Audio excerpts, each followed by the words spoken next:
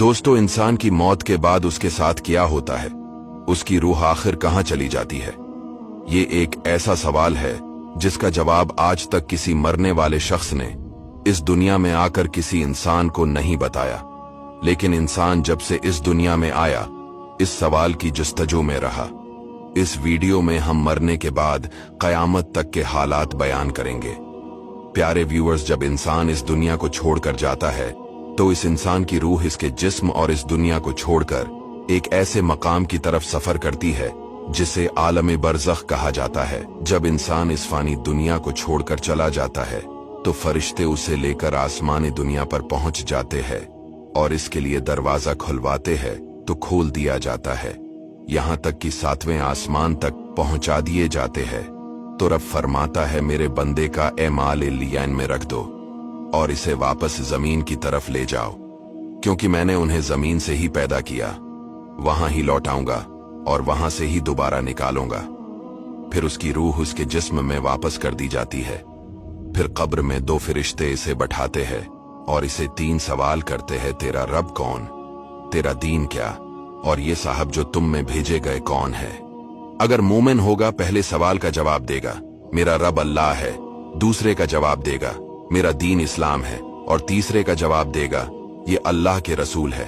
फिर आसमान से पुकारा जाता है, मेरे बंदे ने सच कहा, इसके लिए जन्नती बिछोना बिछाओ, जन्नती लिबास पहनाओ और जन्नत की तरफ दरवाजा खोल दो। चिनाचे इसकी तरफ जन्नत की हवा और खुशबू आती है।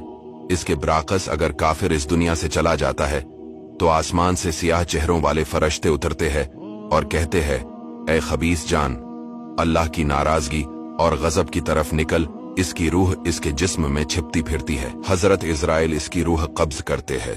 फिर फरिश्ते इसे लेकर ऊपर की तरफ चढ़ते हैं तो फरिश्तों के जिस जमात के पास से भी गुजरते हैं वो पूछता है, ये खबीस रूह कौन है? फलां बिन फलां है। फरिश्ते उसका वो बदतरीन नाम लेते हैं जिससे वो दुनिया में याद किया जाता था, यहां तक कि उसे आसमानी दुनिया तक ले जाते हैं और उसका दरवाजा खुलवाना चाहते हैं लेकिन नहीं खोला जाता। बस इसकी रूह जिस्म में लौटाई जाती है। फिर 2 फरिश्ते उसको बिठाकर पूछते हैं, तेरा रब कौन है? वो कहता है, हाय मैं नहीं जानता। फिर पूछते हैं, तेरा दीन क्या है? वो कहता है, हाय मैं नहीं जानता। ये कौन साहब हैं जो तुम में भेजे गए? वो कहता है, हाय मैं नहीं जानता। तब आसमान से एक पुकारने वाला पुकारता है, ये झूठा है, इसके लिए आग का बिस्तर बिछाओ, इसे आग का लिबास पहनाओ और जहन्नम की तरफ दरवाजा खोल दो। बस इसे दोज़ख की गर्मी पहुंचती है और इसकी कब्र तंग कर दी जाती है, हत्ता कि उसकी पसलियां टूटकर एक दूसरे में प्यूस्त हो जाती हैं।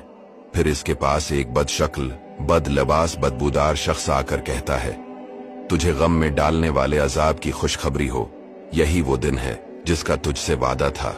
वो कहता है, तो कौन है? वो कहता है, मैं तेरा बरा अमल हूं।